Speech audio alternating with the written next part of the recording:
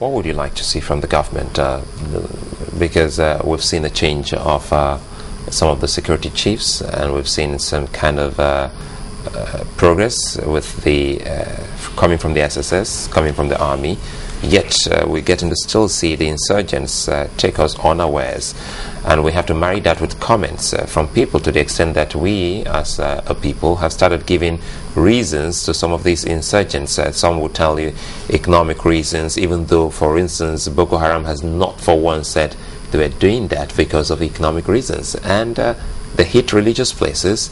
So you try to marry that and say economic reasons, religious places being hit. In all of those mix that the presidency and the government of the day has done, and people still say it's not enough, what would you like to see that will make the people for once say the government has done it? I think that merely changing security personnel does not address the problem, as we have seen.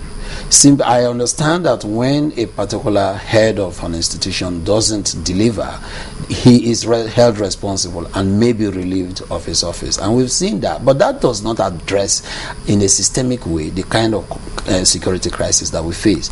I think that much of this is politically motivated. And so even if you remove the heads of the security agencies, it will not solve the problem until you get to the root of it.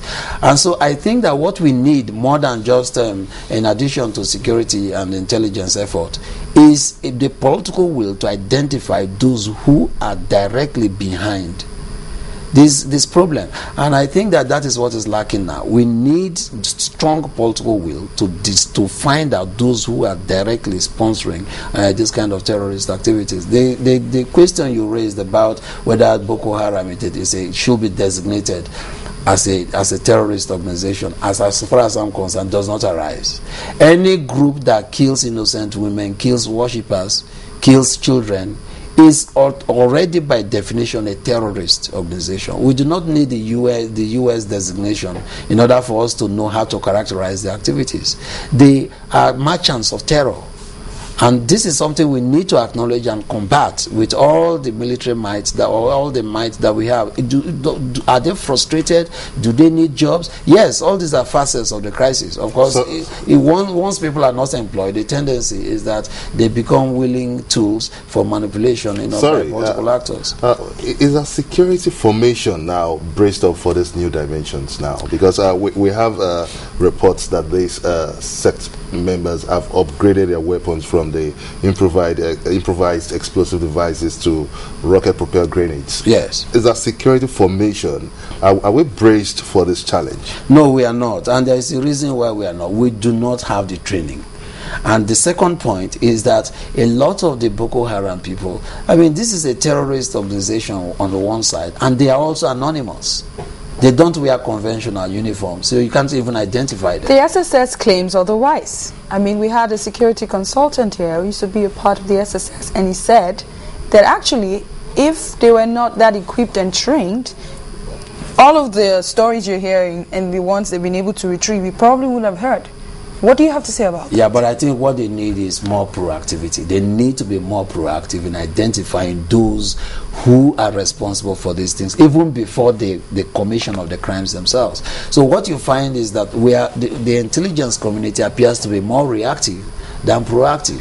So if these people have the weapons, how do they get the weapons? You need intelligence network in order to be able to trace these things, and we don't have that kind of capacity, let's face it.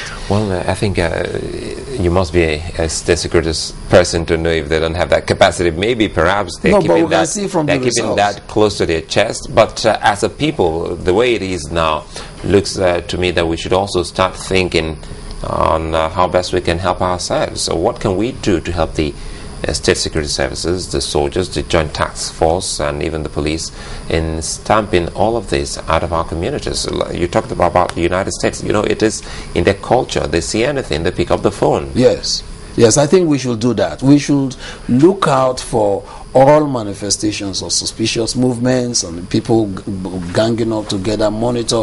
We should use all kinds of ways, and people need to be enlightened. I think that what we find is that the government sees this as a problem, and the citizens hold the government to account for not solving the problems. I think that we should have a more holistic approach. The citizens getting involved in all of these things and telling the government that, look, whatever happens, you know, we can see that there's a polythene bag here containing something we suspect might be an explosive. But then you need the intelligence community to act very fast. So there has to be this synergy between citizenship, you know, getting involved, the citizens getting involved, and the government itself using its agencies to act in a timeless manner in order for us to have this kind of cooperation. Right now, the government seems to act alone, and the citizens simply blame the government for not protecting the people.